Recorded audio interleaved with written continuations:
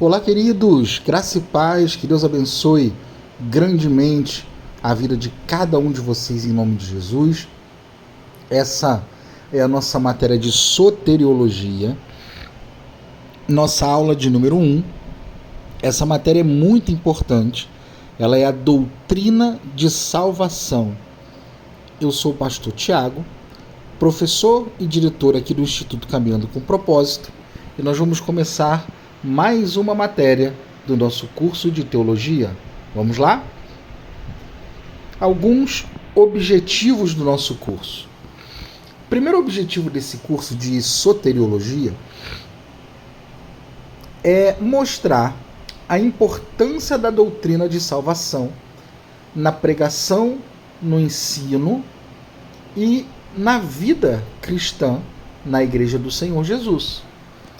Segundo objetivo, levar o seminarista a entender no Antigo e no Novo Testamento o plano de Deus em salvar o homem, identificando as suas principais fontes que formam toda a base do ensino neotestamentário, ou seja, o ensino do Novo Testamento, acerca da obra redentora do nosso Senhor Jesus.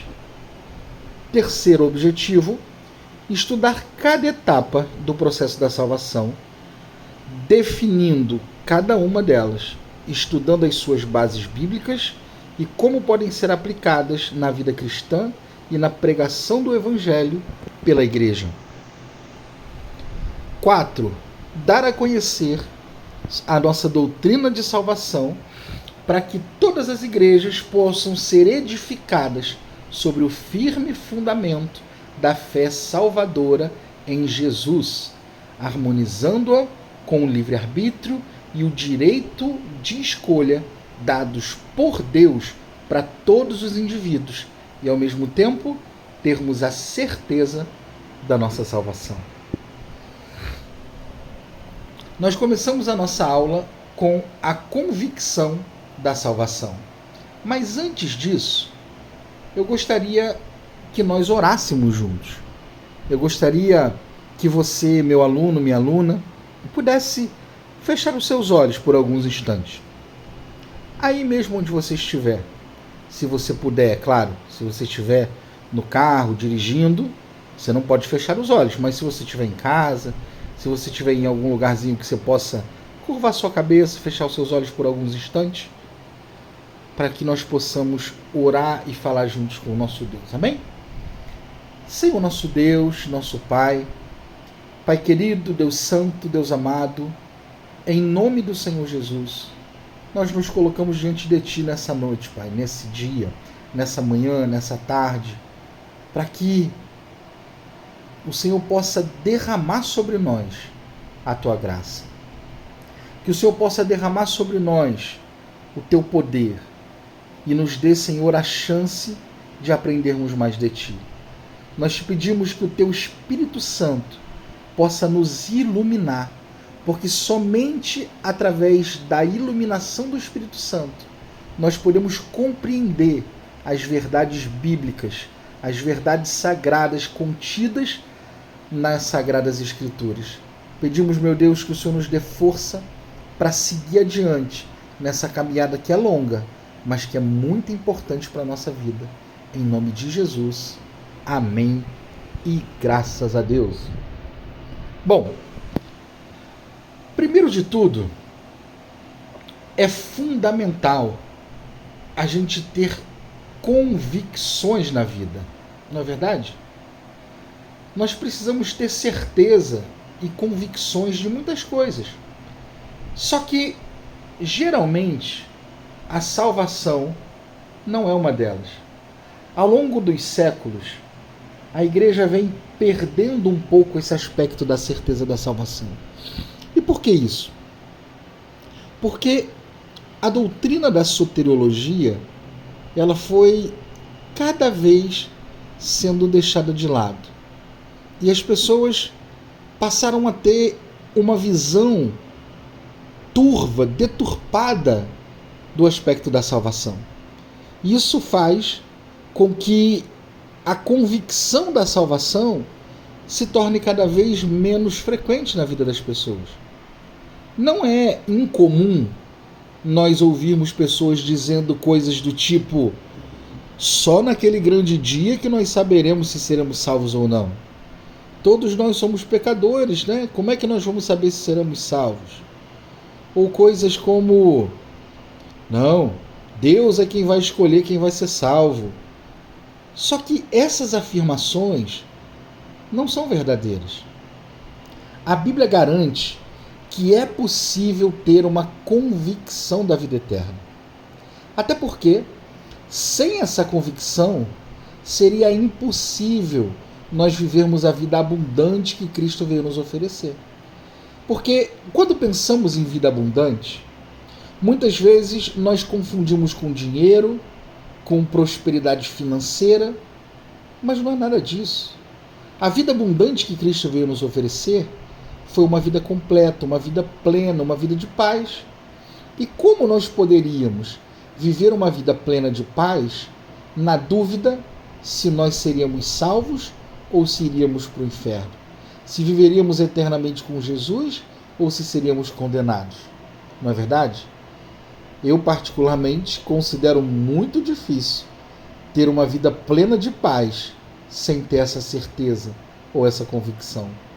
A doutrina da salvação, ela esclarece, fortalece e torna essa convicção uma experiência real e uma experiência prática na vida dos membros da igreja. Por isso, é muito importante deixar bem claro a posição da igreja sobre a teologia da salvação ou a doutrina da soteriologia. Existem algumas condições para ser salvos. E é interessante a gente falar sobre isso porque também ao longo do tempo muitas condições foram apresentadas às pessoas.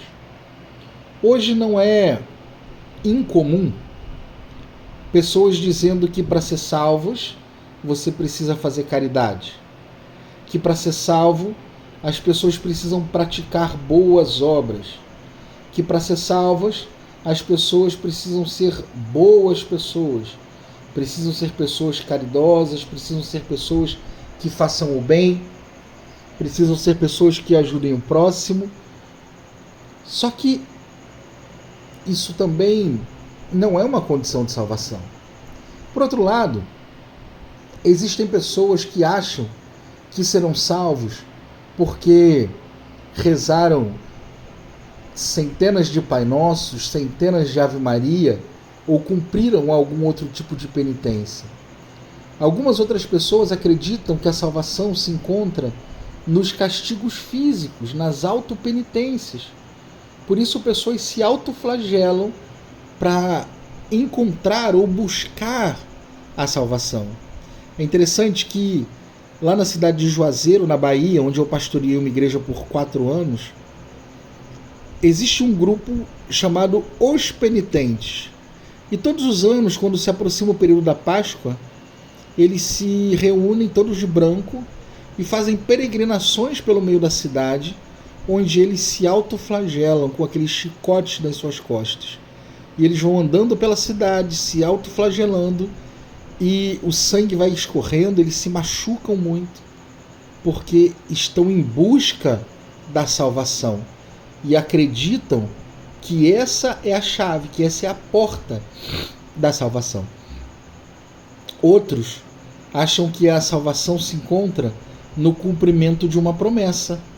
Como, por exemplo, no estado do Rio de Janeiro, na cidade do Rio, tem uma igreja chamada Igreja da Penha, na qual milhares de pessoas todos os anos sobem os seus 366 degraus de joelhos, achando que vão encontrar a salvação. Algumas peregrinam de muito longe para a cidade de Juazeiro do Norte, no Ceará, em busca da estátua do padre Cícero, buscando a salvação. Outras centenas peregrinam por ano para Aparecida do Norte, buscando a salvação.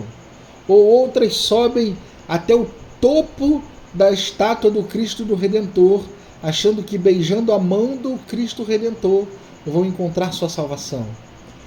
Ou Algumas outras pensam que, através de um voto financeiro, onde dão tudo que possuem, salário, casa, carro, joias, encontrariam a salvação. Quando, na verdade, a salvação não se encontra nas obras que fazemos. A condição para ser salvo e assim nos tornarmos filhos de Deus é o novo nascimento. É algo tão simples, mas tão sublime. Tão simples, tão singelo, mas tão maravilhoso. O novo nascimento é o resultado de um processo pelo qual o Espírito Santo convence o homem do pecado, da justiça e do juízo. Isso para cumprir o que foi dito pelo profeta Joel, quando ele disse: eis que naqueles dias eu derramarei do meu Espírito sobre toda carne. Muitas vezes nós pensamos que isso fala sobre avivamento de igreja, ou que o Espírito Santo seria derramado sobre os crentes. Mas, na verdade, o Espírito Santo foi derramado sobre todas as pessoas. Isso não significa que o Espírito Santo habite na vida de todas as pessoas, porque o Espírito Santo não habita na vida daqueles que ainda se encontram no seu estado natural, na sua condição adâmica, pecaminosa. Porém, o Espírito Santo é aquele que, quando nós nos encontramos no lamaçal do pecado, é ele que nos alcança. Através de algo que John Wesley chamava de graça preveniente. Uma graça que vem antes de nós nos tornarmos filhos de Deus, antes de nós nos tornarmos cristãos, antes de nós aceitarmos a Jesus, quando ainda estávamos na sarjeta do mundo, o Espírito Santo nos alcançou com seu amor. O Espírito Santo nos convenceu do pecado, da justiça e do juízo. E esse novo nascimento inclui arrepender-se e confessar os pecados.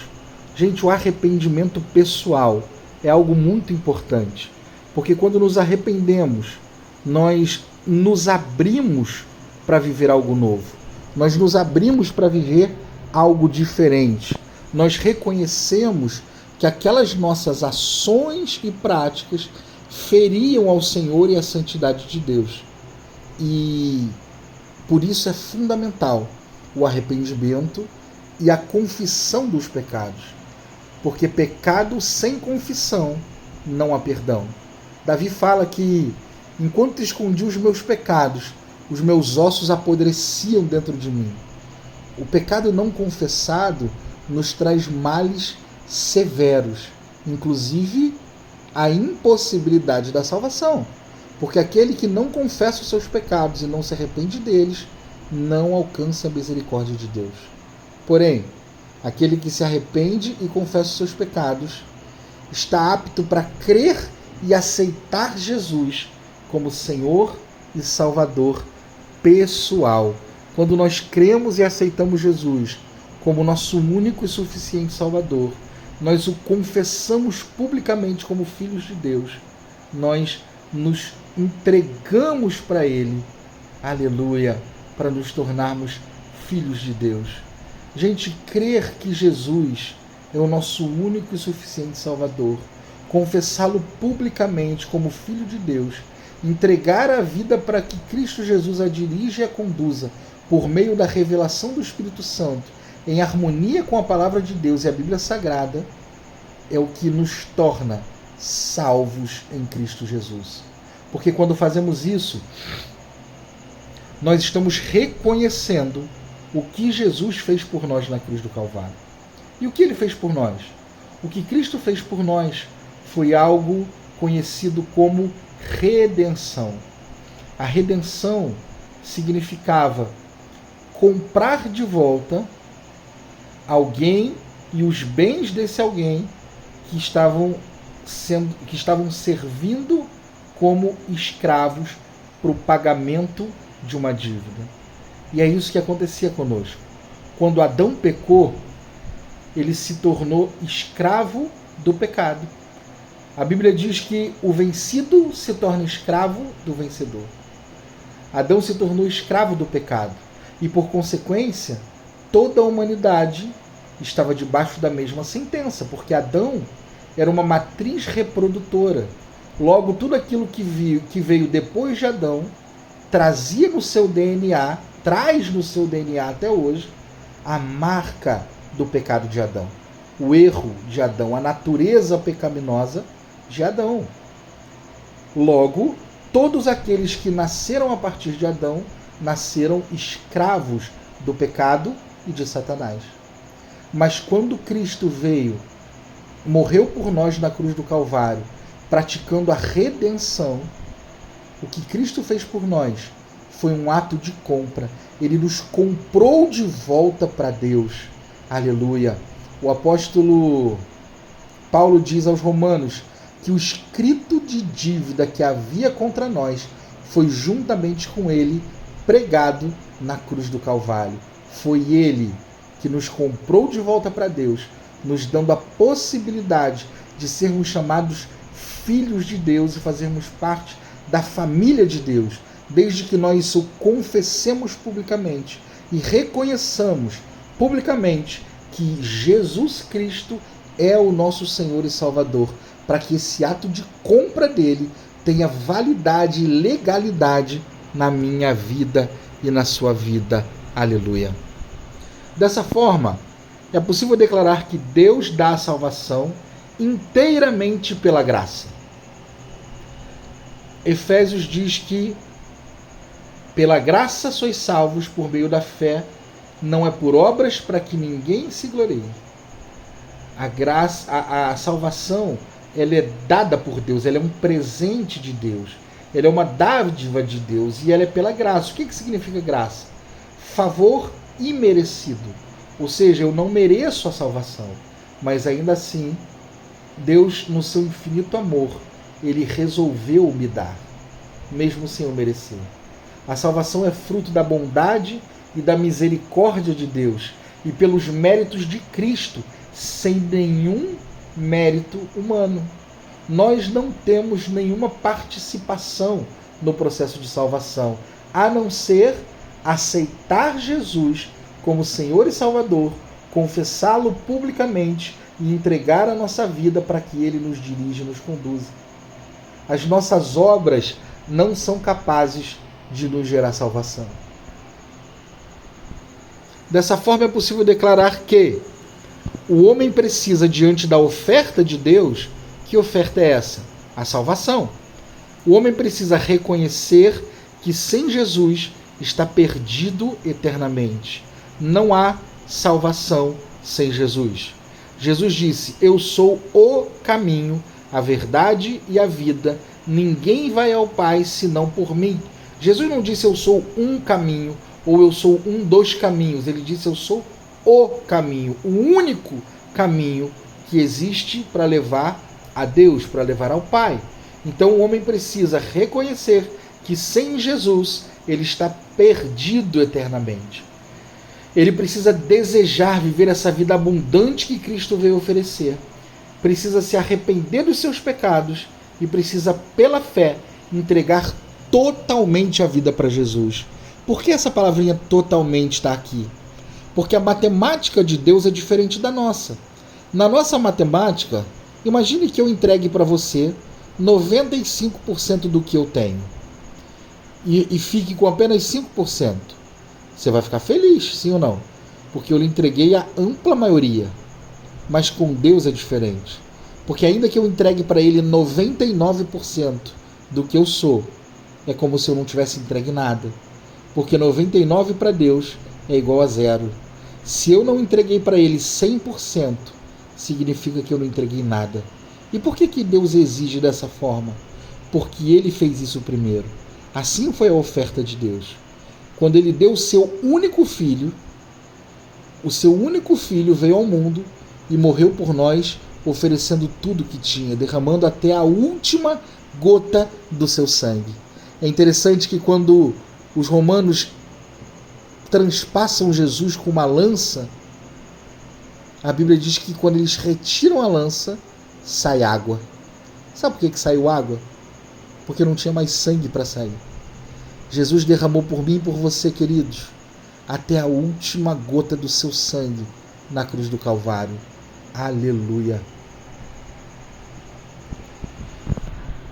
O novo nascimento tem alguns benefícios. Primeiro, os pecados são perdoados. Aleluia! Todos os pecados são perdoados. Não importa o que você fez, quando fez, a época que fez, quantas vezes fez, o Senhor perdoa todos os seus pecados. As exceções são blasfêmia contra o Espírito Santo e apostasia, que numa outra aula a gente trata um pouco mais sobre elas. Mas o que importa saber agora é que todos os pecados são perdoados. Pastor, e se alguém violentar uma criança de 5 anos? É perdoado. Se alguém assassinar a mãe, é perdoado. Se um político rouba milhões da saúde e por isso milhares de pessoas vão morrer no leito de um hospital, é perdoado. Todos os pecados que incidem sobre esse pecado, o arrependimento e a confissão, Cristo perdoa. Por quê? Porque a graça não tem nada a ver com as nossas obras, tanto para o bem quanto para o mal. Não importa o quão bom eu seja, as minhas boas obras não são capazes de me fazer ser melhor. Não importa quão ruim eu seja, as minhas más ou péssimas obras não são capazes de tirar de mim a misericórdia de Deus. Para Deus, pecado é pecado, e todos os pecados podem ser perdoados mediante ao arrependimento e a confissão, porque Cristo morreu e levou sobre si todos os nossos pecados. Segundo, tornar-se filho de Deus. Nós éramos escravos do pecado, mas quando Cristo nos transportou das trevas para o reino da sua luz, ele nos fez filhos de Deus, aleluia, e passamos a pertencer à família de Deus. Que coisa maravilhosa! É declarado por Deus como justo aos seus olhos.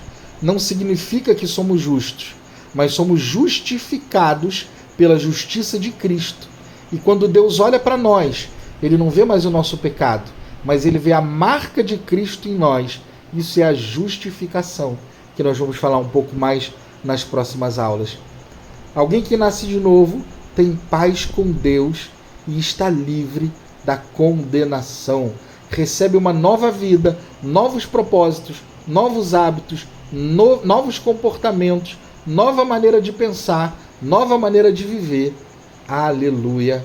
Louvado seja o nome do Senhor. Algumas razões para nós termos a certeza da nossa salvação. Primeiro, a Bíblia nos garante. A Bíblia diz que quem nele crê não é condenado, mas quem não crê já está condenado. Olha que coisa interessante, né? Quem nele crê não é condenado. Isso significa certeza da salvação. Se eu creio, eu sou salvo. Agora olha que legal. Crer não significa acreditar. A palavra crer é muito mais profunda do que isso. E nós vamos desenvolvendo isso ao longo das aulas. O que importa é aquele que nele crê, aquele que entrega para ele a sua vida, aquele que deposita nele a sua vida e a sua fé, pode e deve ter a certeza e a convicção da sua salvação. O Espírito Santo dá testemunho. O apóstolo Paulo diz que o Espírito Santo testifica com o nosso espírito que somos filhos de Deus. E a presença do fruto do Espírito em nós. Quando nós somos salvos, nós refletimos para o mundo a imagem de Deus, o fruto do Espírito. O mundo olha para nós e vê amor, paz, bondade, alegria, benignidade, temperança, mansidão, domínio próprio. Por quê? Porque nós somos salvos e o Espírito Santo habita em nossas vidas. Então o fruto do Espírito precisa estar presente em cada um de nós. Aleluia. Também temos o desejo e o empenho pela santidade. Todo aquele que nasceu de novo e que é salvo em Cristo Jesus não tem mais apreço pelas coisas do mundo, mas tem um desejo intenso de viver uma vida em santidade.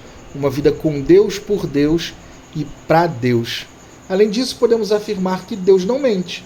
E se a Bíblia diz que nós devemos ter a certeza da salvação, então é porque nós devemos. O Espírito Santo nos confirma que somos salvos e a transformação das nossas vidas também nos mostra o quão salvos somos. 1 Coríntios 6, 9 e 10 nos mostra quem nós éramos e quem nós somos. Antes, nós éramos injustos, adúlteros, bêbados, ladrões, impuros, efeminados, maldizentes, avarentos, idólatras, sodomitas, roubadores. E tais pessoas não podem entrar no reino de Deus. Mas quando recebemos Jesus como Senhor e Salvador, aceitamos Ele como nosso Salvador pessoal, nos entregamos para Ele, confessamos com a nossa boca que só Ele é o nosso Senhor e que Ele é o Filho de Deus, somos lavados, santificados e justificados. Aleluia! É Deus quem faz a transformação por causa do seu grande amor, mediante ao poder de Cristo Jesus. Lá em Tito 3, diz assim, aliás, mostra, através dos textos que nós éramos nécios, ou seja, tolos, desobedientes, desgarrados, escravos de toda sorte de paixões e prazeres, vivendo em toda malícia e inveja, odiosos, odiando uns aos outros. Mas hoje somos salvos, regenerados, herdeiros de Deus, justo e que recebemos a vida eterna. Aleluia! Algumas evidências de que somos salvos. Desejamos constantemente praticar e conhecer a palavra de Deus. Gente, todo salvo quer praticar a palavra de Deus, quer ler a palavra de Deus e conhecê-la a cada dia e viver isso. Todo salvo quer seguir o exemplo de Cristo, viver como Ele viveu, caminhar nos passos de Jesus e não viver na prática do pecado. Não significa não pecar, mas não viver na prática do pecado. O pecado na vida de alguém salvo é um acidente, é algo que pode acontecer, mas que não deve acontecer e não acontece com frequência. Outras evidências que somos salvos. Falar de Jesus às outras pessoas. Todo aquele que é salvo ama falar de Jesus, porque ele recebeu o amor de Cristo na vida dele e ele quer que todas as pessoas também recebam esse amor. Manter a comunhão com Deus e com os irmãos. Amar os irmãos e expressar o seu amor, vivendo em comunhão com eles. Conclusão: Deus nos salva, não para uma vida inativa e infrutífera. Desde o momento que alguém o aceita, deve ter a disposição de servi-lo, estudar a palavra, falar dele às outras pessoas, contar para todos que é uma nova criatura em Cristo Jesus e se reunir sempre com os irmãos para adorá-lo em espírito e em verdade. Ao aceitar, assim, essa forma de crer, é preciso estar convicto da nossa própria salvação e no processo de desenvolvê-la em nosso viver diário, ensina Filipenses 2,12. Desenvolvei a vossa salvação com temor e tremor. Declaração: por salvação, entendemos que é a libertação da inclinação ao pecado, dos desejos pecaminosos, das atitudes ofensivas a Deus e ao ser humano, capacita o salvo a amar a Deus de todo o coração, de todas as forças, de todo o entendimento, amar ao próximo como a si mesmo. O resultado da salvação é a libertação do pecado, do poder de Satanás e da inclinação da carne, permitindo que o salvo tenha intimidade com Deus. Aleluia! Louvado seja o nome de Jesus. Assim, nós encerramos a nossa aula de número 1. Espero que vocês tenham gostado, que vocês tenham aprendido bastante. Qualquer dúvida, podem me mandar um e-mail, um WhatsApp. Estarei sempre à disposição de cada um de vocês. Que Deus abençoe grandemente a vida de cada um de vocês e até a próxima aula, em nome do Senhor Jesus.